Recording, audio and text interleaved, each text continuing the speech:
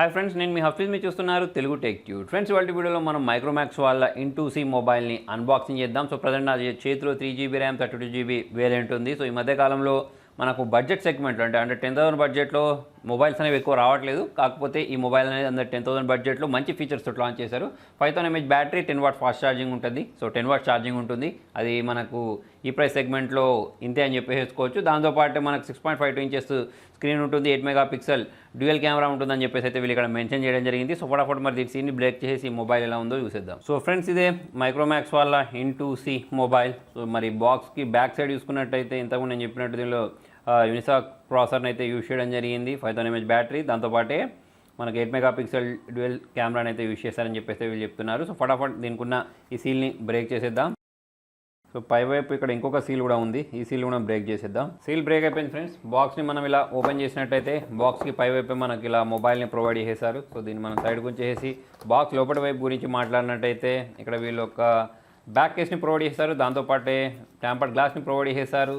మనకు user manual, warranty card అయితే చూడడానికి కనిపించేస్తుంది. బాక్స్ లోపల వైపు చూసుకున్నట్టయితే ఇక్కడ మనకు ఒక టైప్-C కేబుల్ ఉంది. దాంతోపాటు 10 వాట్స్ ఛార్జర్ని అయితే వీళ్ళు ప్రొవైడ్ చేయడం జరిగింది. మరి సిమ్ ఎజెక్టర్ ఎక్కడ ఉందో చూద్దాం. సో సిమ్ ఎజెక్టర్ కూడా ఇక్కడనే వీళ్ళు ప్రొవైడ్ చేయడం జరిగింది. సో మరి ఈ బాక్స్ని మనం సైడ్కి ఉంచేసి మొబైల్ గురించి మాట్లాడదాం. సో మొబైల్ చూడండి, మనకు ఇది కొంచెం డిఫరెంట్ కలర్లో అయితే వీళ్ళు లాంచ్ చేసేసారు. మరి దీనికి ఉన్న ఈ కవర్ ఇలా వీకేసేసిన తర్వాత లోపల వైపు మొబైల్ ఇలా కనిపించేస్తుంది. సో దీనిపైన ఇంకొక స్టిక్కర్ కూడా ఉంది. ఈ స్టిక్కర్ కూడా మనం రిమూవ్ చేసినట్టయితే సో దీని బ్యాక్ సైడ్ ఇంకొక స్టిక్కర్ కూడా వీళ్ళు ప్రొవైడ్ చేశారు. ఇక్కడ మనకు డ్యూయల్ కెమెరా ఉంది 8 మెగాపిక్సెల్ సంబంధించి. దాంతోపాటు ఇక్కడ స్పీకర్ గ్రిల్స్ కనిపించేస్తున్నాయి. కింద వైపు చూసుకున్నట్టయితే 3.5mm jack, noise cancellation, type C port ఉంది. దాంతోపాటు పైవైపు ఎటువంటి బటన్స్ లేవు. ఇటువైపు చూసుకున్నట్టయితే సిమ్ ట్రేని ప్రొవైడ్ చేశారు. సో దీనిలో ఒక మంచి విషయం ఏంటి అంటే మనం దీనిలో 2 సిమ్స్తో పాటు ఒక మెమరీ కార్డ్ని కూడా ఇన్సర్ట్ చేసుకోవచ్చు. నెక్స్ట్ మొబైల్ ఇంకోవైపు చూసుకున్నట్టయితే వాల్యూమ్ రాకర్స్తో పాటు పవర్ ఆన్ బటన్ అయితే ప్రొవైడ్ చేయడం జరిగింది. ఒకసారి మనము ఈ మొబైల్ని బూట్ చేసేద్దాం. దానికోసం ఇక్కడ ఉన్న పవర్ ఆన్ బటన్ అయితే నేను ప్రెస్ చేసేసాను.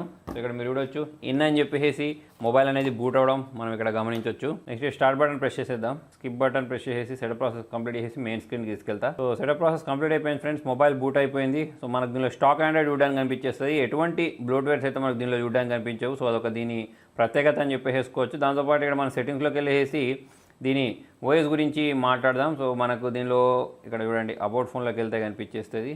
సో ఇక్కడ మనం కిందికి వెళ్ళినట్టయితే ఇక్కడ ర్యాము, దాంతోపాటు ఇంటర్నల్ స్టోరేజ్ ఇదంతా కనిపించేస్తుంది.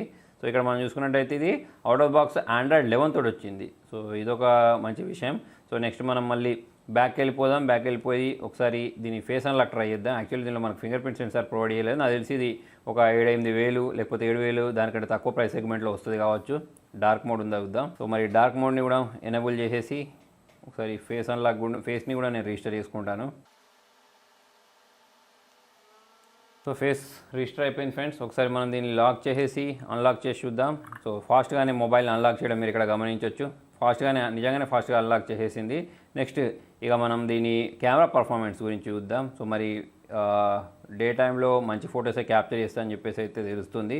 సో మరి ఇక్కడ స్టార్ట్ క్యాప్చర్ బటన్ ప్రెస్ చేసినట్టయితే ఇక్కడ మనకు పోర్ట్రేట్లో ఫొటోస్ని క్యాప్చర్ చేయడానికి, దాంతోపాటే ఇక్కడ స్లో మోషన్లో కూడా మనం వీడియోస్ని రికార్డ్ చేసుకోవడానికి ఆప్షన్ని ప్రొవైడ్ చేయడం జరిగింది. సో ఇక్కడ మనం వీడియోస్ గురించి మాట్లాడినట్టయితే ఇక్కడ సెట్టింగ్స్లోకి వెళ్తే దీని రెజల్యూషన్ కనిపిస్తాయి. సో 1080pలో అయితే మనము వీడియోని రికార్డ్ చేసుకోవచ్చు. దాంతోపాటు ఫేస్ డిటెక్ట్ లాంటి ఫీచర్ కూడా దీనిలో వీళ్ళు ప్రొవైడ్ చేశారు.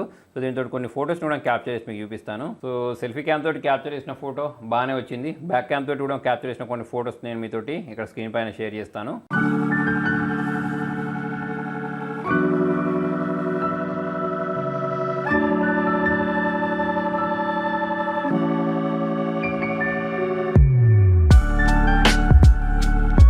మరి మొబైల్ డిజైన్ గురించి మాట్లాడినట్టయితే చూడడానికి అట్రాక్టివ్ ఉంది. సో మరి దీన్ని ఏ ప్రైజింగ్లో తీసుకొస్తారో అదైతే మెయిన్ ఫ్యాక్టర్. సో మొబైల్ అంటే ఈ యూనిసాక్ ప్రాసెసర్ అయినా కానివ్వండి, దాంతోపాటు కెమెరా పర్ఫార్మెన్స్ అయినా కానివ్వండి, సో ఈ ఆండ్రాయిడ్ 11 అయినా కానివ్వండి, 5000 mAh బ్యాటరీ అయినా కానివ్వండి, ఇవన్నీ మంచిగా ఉన్నవి అని మనం ఎప్పుడు చెప్పొచ్చు అంటే ఇది లాంచ్ అయిన తర్వాత దీని ప్రైజింగ్ ఆధారంగా చెప్పొచ్చు. నాకు తెలిసినంత వరకు వీళ్ళు మార్కెట్లో నిలబడాలి అని అనుకుంటున్నారు కాబట్టి తక్కువ ప్రైస్లోనే తీసుకొచ్చే అవకాశాలు ఉన్నాయి. సో ఫ్రెండ్స్ మీరు డిస్ప్లే బ్రైట్నెస్ చూడొచ్చు.